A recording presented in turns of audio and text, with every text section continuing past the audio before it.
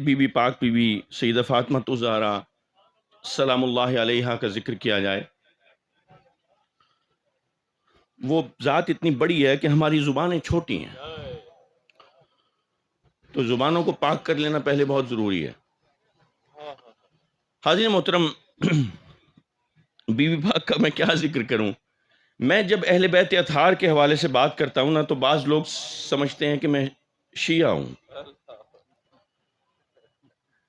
تو حقیقت میں آپ کو بتاؤں کہ میں شیعوں سے بڑا شیعہ ہوں، کیونکہ میں حضور کی ہر نسبت کو مانتا ہوں۔ بھائی جب یاد رکھنا، جب انسان کا عشق مجازی جو ہے نا، وہ عشق حقیقی کے قریب تر اس وقت ہوتا ہے جب رقیب بھی پیارا لگنا شروع ہو جائے، جب رقیب بھی سے بھی محبت ہو جائے، یہ وہ ٹائم ہوتا ہے جس وقت عشق مجازی عشق حقیقی کے قریب تر ہوتا ہے۔ تو محبوب کی ہر ادا، ہر رنگ، ہر صورت، ہر شبیہ پسند آئے، ہر پسند میں عاشق کی پسند ڈھل جائے، یہ ہوتا ہے صحیح عشق۔ ذکر ہے ایک بنی کلاب کی ایک خاتون کا، ان کا نام بھی فاطمہ ہے، علویہ بھی کہتے ہیں ان کو، فاطمہ کلابیہ العلویہ۔ ان کے 4 بیٹے تھے، اس نسبت سے ان کو بیٹوں کی ماں بھی کہا جاتا ہے۔ جیسے ہوتا ہے نا، کوئی لقب پڑ جاتا ہے، بھئی بیٹوں کی ماں، بیٹوں کی ماں، بھئی یہ تو بیٹوں کی ماں آئی، بیٹوں کی، تو وہ عرب میں ایسے وہ تھا، عرب میں اس کو کہتے تھے ام البنین، ام البنین، لقب پڑ گیا، نام پڑ گیا۔ 4 بیٹے دیے، یکے بعد دیگرے 4 بیٹے ہوئے، ان کا لقب پڑ گیا ام البنین۔ ام البنین جو ہے نا، وہ زوجہ کس کی ہے؟ حضرت ابو طالب کی بہو ہے، مولا کائنات علی المرتضیٰ کی زوجہ ہے۔ اور یہ بیٹے کس کے بیٹے ہیں؟ علی المرتضیٰ کے بیٹے ہیں، 4 بیٹے۔ ایک دن ایک بیٹا آیا، کہنے لگا، وہ اماں ہمارے بھائی ہیں نا حسن اور حسین۔ تو ماں نے کہا، کیا کہا؟ کہنے لگا، وہ اماں ہمارے بھائی ہیں نا حسن۔ ایک چپت لگا دی گال پہ، کیا بولا؟ بچہ چپ ہو گیا، وہ ہمارے بھائی، کیا بولا؟ بچہ خاموش، کیا غلطی ہوئی، کیا کوتاہی ہوئی؟ علی کا بیٹا ہے، 4 بھائی ہیں، ماں کہہ رہی ہے بھائی نہ کہو، حسن کو حسین کو بھائی نہ کہو۔ ماں کہہ رہی ہے بھائی نہیں کہنا۔ وجہ کیا ہے؟ بچہ پریشان ہے، ماں کیا کہوں؟ بیٹا کہو آقا ہے، بھائی نہیں ہے، تو غلام ہے، وہ تمہارے آقا ہے۔ ارے تو فاطمہ کلابیہ کے بطن سے ہے، وہ فاطمہ بنت رسول فاطمہ الزہرا کا بیٹا ہے۔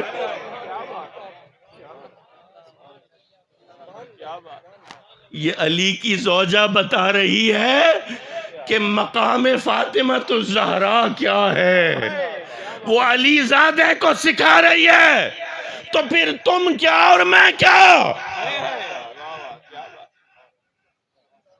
آج باتیں ہوتی ہیں، آج یہ صحیح تھا، وہ صحیح تھا۔ علم، کسی شخص کا علم یہ بتانے پر صرف ہو رہا ہے کہ بی بی پاک خطا پر تھیں۔ میں کہتا ہوں کہ اگر مجھے ایسا علم عطا ہو تو اللہ میرے علم کو بھی سلب کر لے، میری یادداشت کو بھی سلب کر لے، مجھے فاتر العقل کر دے، مجھے پاگل اور دیوانہ کر دے، مجھے ایسا علم نہیں چاہیے۔ ایسے علم پر بھی لعنت، ایسے عالم پر بھی لعنت۔ کیا فائدہ ہوا؟ علم پڑھا، قرآن اٹھایا، کتابیں پڑھی، اور منتج ہوا اس بات پر کہ تو دلیلیں دے کہ علی کی زوجہ اپنے بیٹوں کو بتا رہی ہے کہ حسن و حسین کو بھائی نہیں کہنا، آقا کہنا۔ پھر ان چار بھائیوں نے کیا اپنی ماں کے پیغام کو کربلا میں سچ نہیں کیا؟ کیا بتایا نہیں کہ تربیت کیا کی تھی ماں نے؟ جب بچوں کو صحیح طور پر تربیت دو گے تو بچے بتائیں گے کس ماں کی تربیت ہے، کس باپ کی تربیت ہے۔ اس سے پہلے کہ امام حسین کے اوپر کوئی تلوار اٹھاتا، یہ چار بیٹے اپنی رگوں کے خون کا آخری قطرہ بھی کربل کی ریت کے حوالے کر چکے تھے، کیونکہ ماں نے بچپن میں کہا تھا بیٹے بھائی نہیں، ارے بھائی تو برابری کی علامت ہے، بھائی تو تقابل کی علامت ہے، بھائی تو مقابلے میں آ جاتا ہے، بھائی سے تو اختلاف بھی کیا جا سکتا ہے۔ نہیں آقا، جو کہہ دے بس کامل ہے، جو فرما دے بس اس کے اوپر گامزن ہو جاؤ، جو حکم دے دے اس کی تعمیل کرو، بھائی نہیں آقا۔ علی کے بیٹوں کو ان کی ماں یہ سبق دے رہی ہے۔ حسنین کریمین کے بارے میں، آج حسنین کریمین کے بارے میں کوئی اونچ نیچ کرے تو ہم کہیں گے اچھا تو کون، تیری ذات کیا، تیری نسل کیا، تیری اوقات کیا؟ جب علی ذاتوں کو ماں نے یہ تعلیم دی تو پھر میں کیا اور تو کیا؟ حاضرین محترم، تکریم و تعظیم میں میرے آقا کی مبالغہ کروں، حضرت کا پیغام حضرت نے ثابت کیا۔ تو میرے تایا حضور قبلہ گاہی جانشین امام اہل سنت حضرت علامہ پروفیسر سید مظہر سعید شاہ صاحب کاظمی، آپ فرماتے ہیں حضور بس معبود نہیں ہے، حضور بس معبود نہیں ہے۔ حضور سے جتنی محبت کرو، جو چاہے کہو، جو چاہے مانو، اعلیٰ سے اعلیٰ، عرفہ سے عرفہ، جدھر تمہاری سوچ ہے مانو، بس معبود نہ مانو۔ کیونکہ یہ میرے آقا کا پیغام ہے نا، معبود اللہ، جس کو میرے آقا نے سجدہ کر دیا، جس کی عبادت سرکار نے کی، صرف اس کی عبادت کرتے ہیں بس۔ باقی ہمیں کیا پتا وہ کیسا ہے، کیسا دکھتا ہے، کیسا نظر آتا ہے، کون جانتا ہے؟ کس نے؟ کوئی نہیں جانتا، کوئی چشمدید گواہ۔ میں فورٹ عباس میں جب یہ 2002 میں جب یہ ہندوستان اور پاکستان کے درمیان ان کی وہ اسمبلی کے اوپر کوئی خودکش حملہ وغیرہ ہوا اور فائرنگ شائرنگ، تو انہوں نے فوجیں بلا لی جیسے ہندوستان ہمیشہ کرتا ہے۔ تو میں فورٹ عباس بارڈر پہ تھا، تو تیاری ویاری میں تھے، مورچے کھود لیے تھے، صاف کر لیے تھے، گنیں لگا دی تھی، لوگوں سے وہ علاقہ خالی کرا دیا تھا۔ وہ ہاکڑا بہاول نگر کا یہ تحصیل ہے، تو وہاں پہ فورٹ عباس، تو وہاں پر ایک بابا کنک کی گوڑی فصلیں تو لگی ہوئی تھیں، تو کبھی کبھار وہ جو بارودی سرنگوں کے جال بچھا دیے تھے رینجرز نے، ان کے درمیان کے راستوں میں جو گیپس تھے ان میں سے وہ آ جاتے تھے، اور وہ آ کے اپنی کنک کو پانی دے دیا کہ بھئی جنگ نہ ہو تو کم از کم ہماری زمین ضائع نہ ہو۔ تو بیٹھا ہوا تھا، تو ہم سارے اپنا کام شاہ مکمل کر چکے تھے اور انتظار کر رہے تھے کہ اب دشمن آئے تو پھر اس کو مل لیں گے، الیگ سلیگ کر لیں گے۔ اور چائے پلانے کی روایت تو ہے، ویسے چائے پلا کے بھیجتے ہیں جو بھی کوئی مہمان آ جائے ہمارے پاس۔ تو وہاں بیٹھے تھے، تو یہ بحث ہو رہی تھی کہ خدا ہے یا نہیں ہے۔ نیا نیا فلسفہ پڑھا تھا نا، جب آدمی کچھ پڑھنا شروع کرتا ہے نا تو سرائکی چادیں شودا تھی ویندے، ہلکا ہو جاتا ہے، تو اپنے آپ سمجھتا ہے بڑا علم آ گیا۔ تو ہم بھی اس سٹیٹ میں تھے، ابھی نیا نیا وہ لفظ کا فلسفہ، صوت کا فلسفہ، معنی کا فلسفہ، معنی کا فلسفہ۔ وہ پڑھنا شروع کیا تھا تو سارے افسران بیٹھے تھے، 3-4 افسر، تو یہی بحث ہو رہی تھی، اچھا دلیل، کاؤنٹر آرگیومنٹ، اور یہ سلسلہ چل رہا تھا۔ ہم نے کہا چلو اپنے اس علم کے شکنجے میں اس بابے کو جکڑتے ہیں، یہ ان پڑھ ہے۔ دیکھو ڈاکٹر صاحب کا مرید بیٹھا ہے،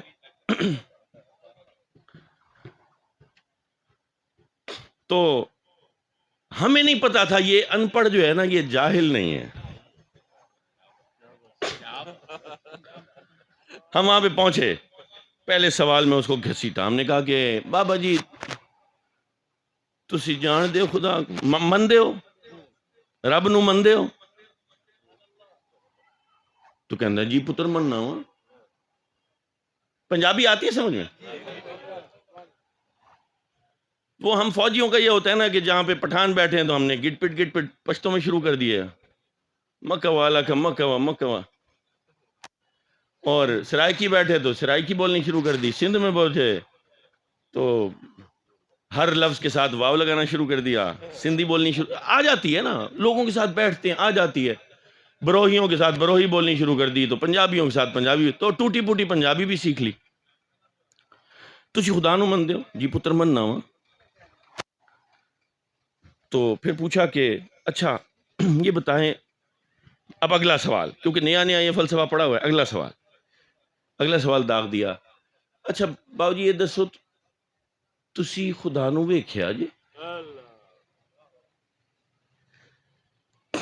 اب اگلا سوال جواب آیا، نہیں پتر خدا نو تے نہیں ویکھیا۔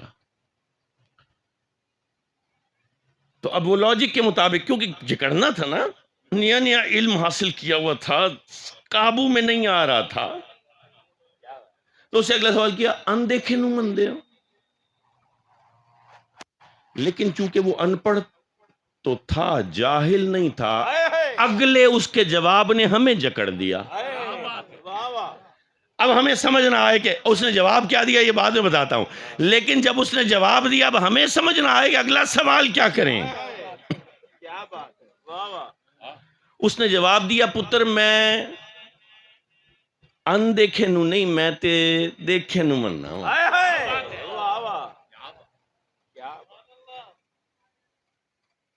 ہم سب حیرت سے، یہ تو آؤٹ آف سلیبس آ گیا جواب، نہیں یہ ترتیب نہیں تھی، یہ غلط جواب دے دیا، اس کی جواب کو ٹھیک کرواتے۔ ہم نے کہا تسی خدا نو ویکھیا؟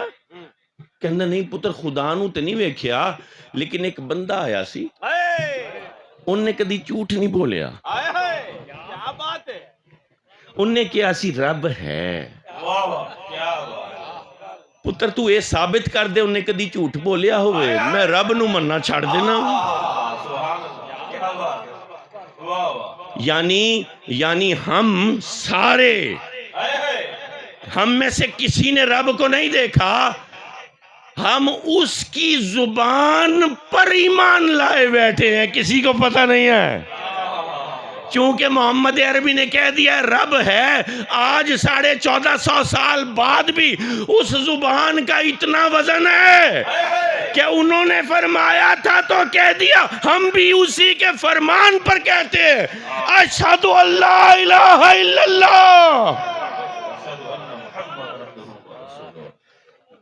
زبان محمدی کا وزن دیکھو، اس زبان کی طاقت دیکھو، قیامت تک عرب ہا عرب مسلمان، کروڑ ہا کروڑ مسلمان صرف اس زبان کے کہے پر ایمان لاتے رہیں گے۔ اگر اس زبان کے الفاظ کا اتنا وزن ہے، ذرا سوچو اس ذات کا کیا وزن ہوگا، اور اس ذات نے جس کی شان بیان کی ہے اس کا کتنا وزن ہوگا۔ آپ کبھی مناقب اہل بیت پڑھیں اگر تو پتہ چلتا ہے کہ بی بی پاک کی عظمت میرے آقا کی احادیث سے ثابت ہے۔ حضور نے اپنی زبان اطہر سے یہ بتایا کہ یہ دنیا کی جو سب سے بڑی خاتون ہے، اس سے بڑی خاتون اور کوئی نہیں، یہ دنیا کی سب سے بڑی خاتون، اس کے مناقب کیا ہیں، اس کی عظمت کیا ہے، اس کی شان کیا ہے، جب قیامت کے دن اٹھائی جائیں گی تو کتنی ہزار حوریں صرف آپ کے پردے پر تعین کی جائیں گی. پروٹوکول تو الگ بات ہے، صرف پردے کو قائم رکھنے کے لیے 70,000 حوروں کا ذکر ہے. 70,000 حوروں کا. یہ بی بی پاک کی عظمت ہے. آج نئی نئی سوچ آ جاتی ہے، x = 2 کے آنسر پہ پہنچنا بڑا آسان ہے. پروسیس دیکھا کرو، پروسیس ٹھیک ہے. دیکھو ایک بندہ،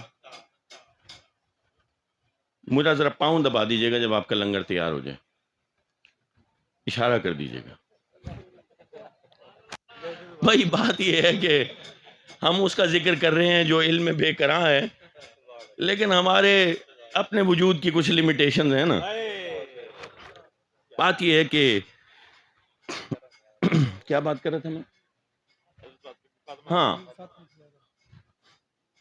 دیکھیں، ایک بندہ یہ سوچ کے شراب پیے کہ مجھے جب نشے کی حالت میں آ جاؤں تو مجھے روضہ رسول کی زیارت ہو جائے،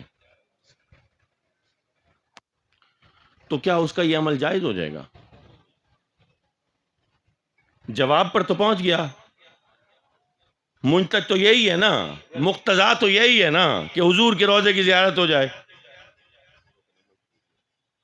لیکن کیا ہے راستہ؟ طالبان سے اختلاف کیا تھا؟ شریعت کے نفاذ چاہ رہے تھے. ہم بھی یہی چاہتے ہیں، ہم بھی کہتے ہیں شریعت کے نفاذ ہو جائے. شریعت کے نفاذ پہ اختلاف نہیں تھا، نفاذ کی بات نہیں تھی. بات یہ تھی کہ جو طریقہ آپ لوگوں نے اختیار کیا ہے وہ ٹھیک نہیں ہے.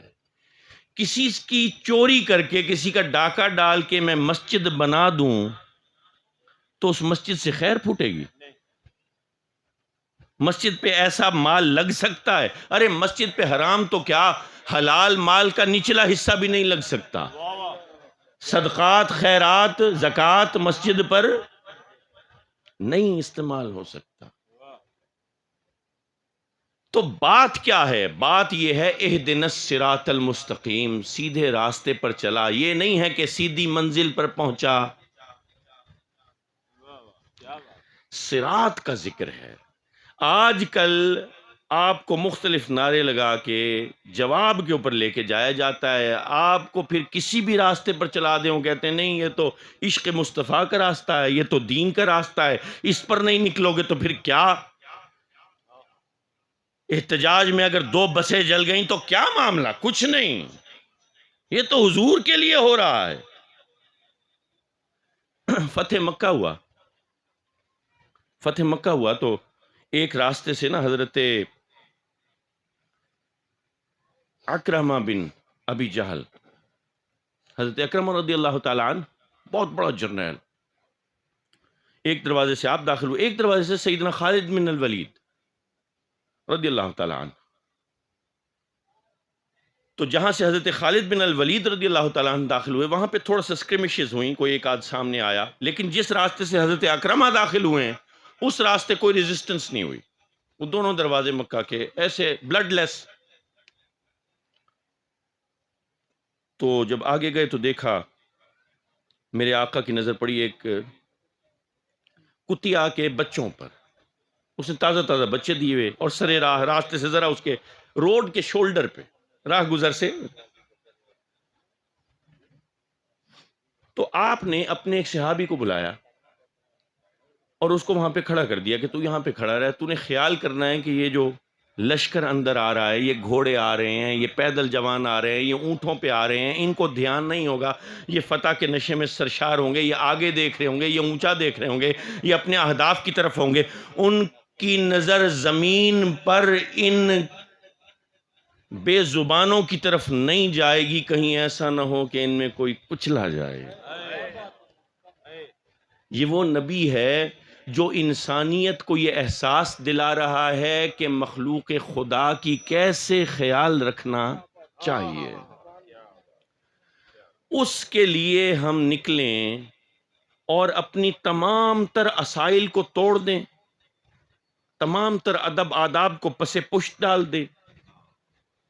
سب غیرت و حمیت دینی کو ایک طرف رکھتے ہیں، لوگوں کو گالیاں دے دے کے، لوگوں کو اور باتیں سنا سنا کے اکساتے رہیں، ان کو بھڑکاتے رہیں، ان کے جذبات مشتعل کرتے رہیں، اور پھر ہم کہیں کہ نہیں ہم سے زیادہ بڑا جو ہے وہ کوئی نام لیوا نہیں ہے، یہ بات مناسب نہیں ہے۔ تو جو لوگ ایسا کر رہے ہیں ان کو چاہیے کہ ذرا تھوڑا احتیاط کر لیں۔ ناموس رسالت بہت بڑی چیز ہے، اس سے کہیں بڑی چیز ہے کہ میں، آپ یا کائنات کا کوئی بھی معزز شخص اس سے کچھ فائدہ حاصل کرے، ظاہری اس سے فالوئنگ حاصل کرے، اس سے اپنے لیے کچھ لائکس فیس بک کے اوپر بنائے۔ میرے آقا کی ناموس بہت بڑی ہے، بہت بڑی ہے۔ ہم سب قربان ہو جائیں، ہمارے ماں باپ قربان ہو جائیں، ہماری بیٹیاں، ہماری عورتیں قربان ہو جائیں، حضور کی ناموس بڑی عظمت والی ہے۔ اللہ پاک میرے پیغام کو مزید آگے تک پہنچانے والا آپ کو بنائے۔ یہ سوہانی گھڑی چمکا طیبہ کا چاند، اس دل فروز ساعت پہ لاکھوں سلام، مصطفیٰ جانی رحمت پہ لاکھوں یا نبی سلام علیکہ، یا رسول سلام علیکہ، یا حبیب سلام علیکہ، صلوات اللہ علیکہ۔ ناز کے پالوں کا صدقہ، ناز کے پالوں کا صدقہ، دکھ بھرے نالوں کا صدقہ، کربلا والوں کا صدقہ، کربلا والوں کا صدقہ، بھیک دو لالوں کا صدقہ، آپ کے رتبے بڑے ہیں، آپ کے رتبے بڑے ہیں، ہم گناہوں میں پڑے ہیں، بخش دو جتنے کھڑے ہیں، بخش دو جتنے کھڑے ہیں، ہم یہاں چھوٹے بڑے ہیں، یا نبی سلام علیکہ، یا رسول سلام